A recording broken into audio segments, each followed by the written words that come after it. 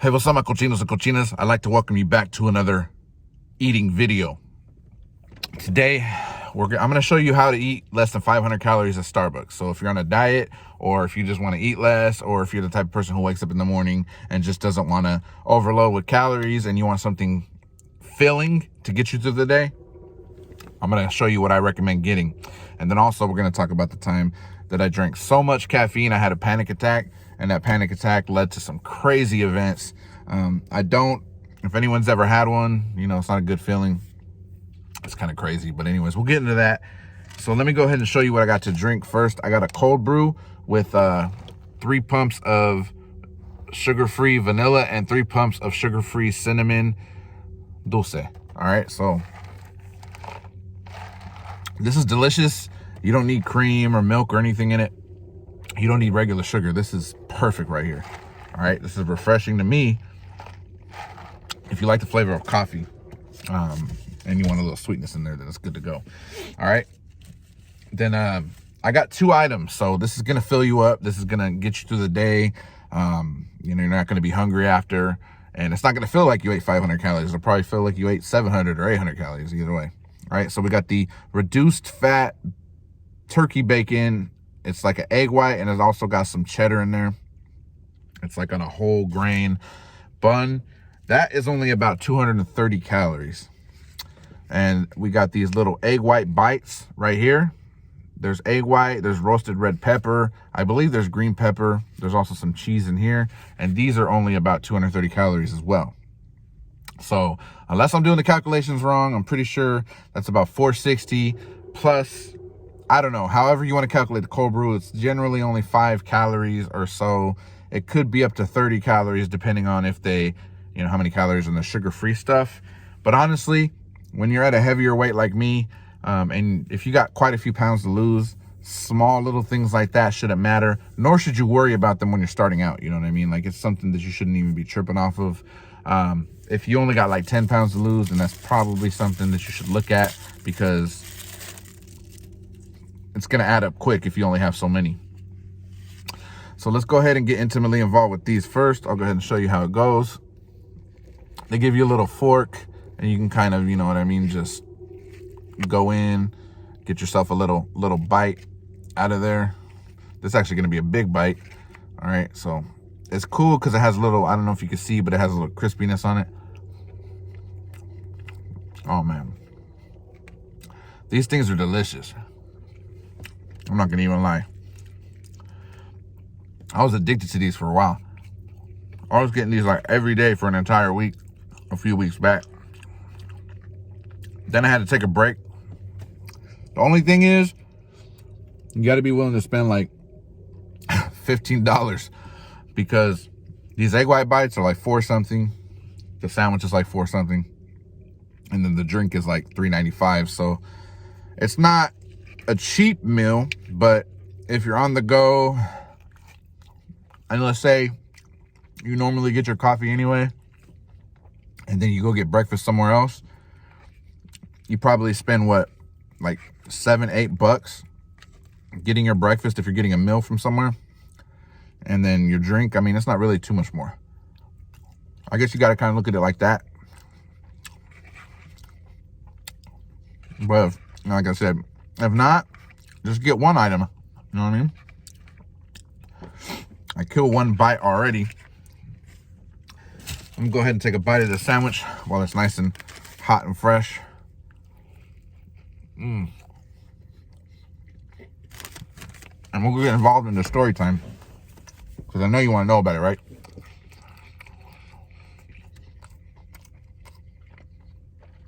This wasn't that long ago. This was probably about a year ago, I think. I just never told you guys about it because, you know, how would that work? Like, hey guys, I had a panic attack. Like, okay, who cares? So, about a year ago, it was just a regular day. There was really nothing interesting going on. A regular day, I was just chilling, but I think I was just low on energy. So I ended up ordering, it wasn't even a cold brew. It was Starbucks, but I got a, I think it was, I don't know what it's called, but Joy's the one that told me about it. It had like 6 shots in it, right? I ended up having one of those, and then I had a cold brew. So I had one of those 6-shotters, and I was just kind of like, man, you know what I mean? Like, that didn't really do nothing for me. It was just one of those days where I was just enjoying coffee. I don't know if you ever have those days, if you're a Starbucks person or Dutch Brothers, or if you just like coffee like that at all, or caffeine, because I like energy drinks too. And I know that energy drinks aren't, you know, they're debatable whether they're healthy or not. Actually, it's not a debate. They're not necessarily healthy, but I don't know. I don't think they're as bad as they seem, as long as you're only drinking like 1 a day. That's what I usually limit it at. Sometimes 2, but that's very rare. And I've been drinking them for years. And I know people who drink. I knew this one dude that I worked with at a warehouse. This fool was drinking like 5, 6 a day. And he said he had like kidney stones or something from it, but he still kept drinking them. I'm not sure. I think the thing is, it's not necessarily the energy drinks that's going to give you the kidney stones. It's the lack of water. You should be drinking water, not energy drinks. So as long as you're hydrated, I think you're fine. So anyways, let's get back to the story. I ended up getting a cold brew, let's say a few hours later, or maybe only a couple hours later. And then I was just chilling, sipping on the cold brew. Decided to go upstairs and kind of wrap up the night. And jumped in the shower. I was in the shower just chilling, but then I realized that, man, the shower's kind of hot. It's really steamy in here, you know what I mean? Like, I really can't breathe that well. I looked, I see the window was open in the bathroom. So I was like, man, I kind of like leaned over and tried to breathe the air in from the window.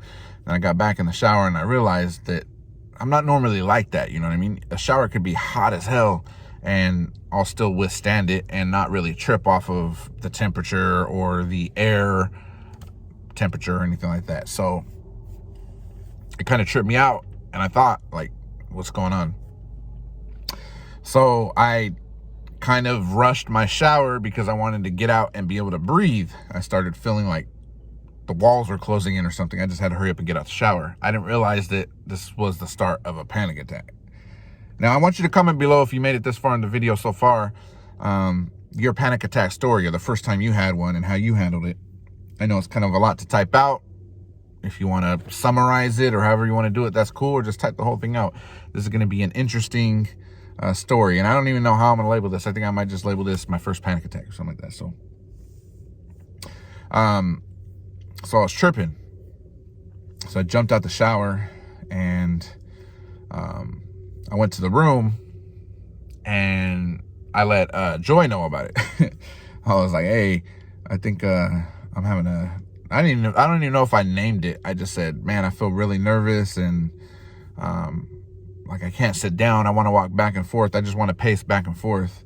And in my head, what I was really tripping off of, because I knew I was having a panic attack, I think, at that moment. And what was scaring me was, if this is a panic attack, what am I going to do? Like, how am I going to act? Like, am I going to do something that I wouldn't normally do? And that made me panic more. Like, if you have or are going through one, or if you have one in the future, try to just write it out and not think of the things that will make you panic more. Like I said, luckily I had Joy there and she's had them before. So she kind of comforted me and walked me through it. Had I done that alone, I'm sure I would have got through it, but it was a lot easier to get through because she was there. So if you have someone around, a family member, you know, spouse, loved one, anybody, shit, even your dog, just chill with them, let them comfort you. But even then, there was times where the comfort felt like too much. Like, all right, I just need to be by myself. I need to stand up. I can't sit down and be comforted. So anyways, what I was worried about is because we live in a 2-story house. So we were upstairs already. And I never had a panic attack before. Those were good, man. Recommend those highly. I never had a panic attack before. So I was scared that I went to the extreme and said, man, what if I jump out the window or something? Like, I started thinking that, and that made me really nervous because I didn't know. I felt like I wasn't in control. if you have a panic or anxiety attack, you feel like you're not in control. And that's how I felt. You almost feel like, I don't want to say you feel like you're going to die. I don't think I felt like that. I just felt really just nervous and scared, you know what I mean? And not like a scared of, not like, just a nervous scared. I don't even know how to explain it. I think you had to have one to really understand what I'm saying. It's just like a paranoia feeling, I guess. That would be the best way to explain it. So I'm having this paranoia, and so I just try to chill. What I really wanted to do was leave the house and start walking around the block just to get fresh air and just walk and walk and walk. But I kind of stopped myself from doing that. I should have probably did it, but I stopped myself from doing it.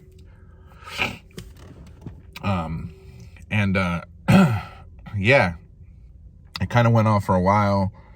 I started getting comforted a little bit. And eventually I got to a point where I was able to at least fall asleep and get over it that way. So it was a very weird feeling. What's crazy is many years ago, my mom started getting panic attacks when I was younger and I was still living with my parents. And panic attacks, from what I know, were still fairly uncommon. So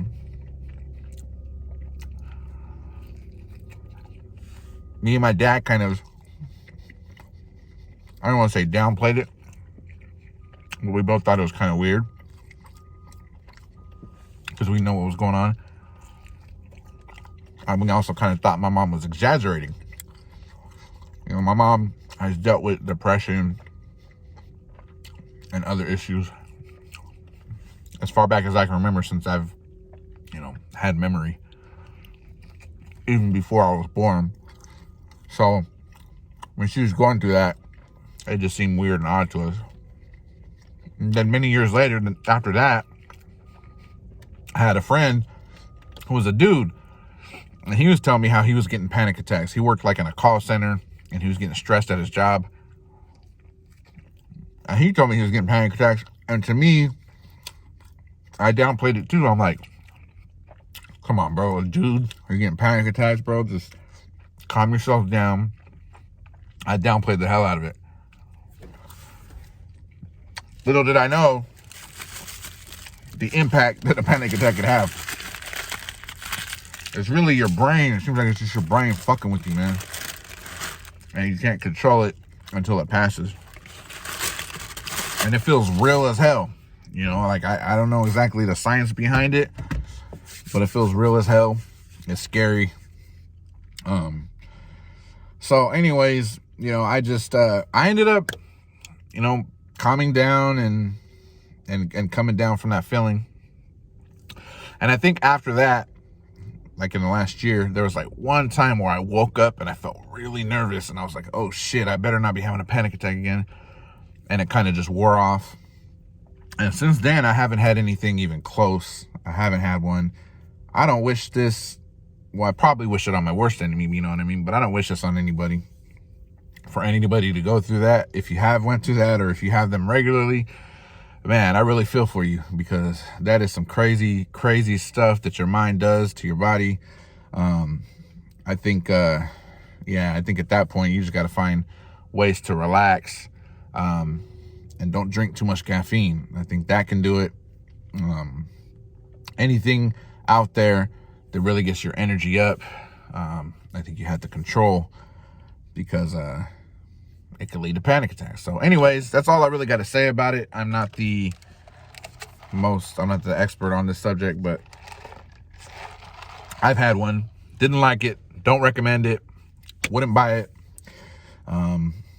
Won't visit that place again, hopefully, ever in my life. But if I do, at least I'm a little bit more prepared. But man, I don't ever want that to happen again. Anyways, let me know about your story below. Let me know what you went through. And also, if you came here and you enjoyed the meal, or you're looking for inspiration, just, keep doing what you do. I'm on a long journey here. I'm actually on a lifetime journey.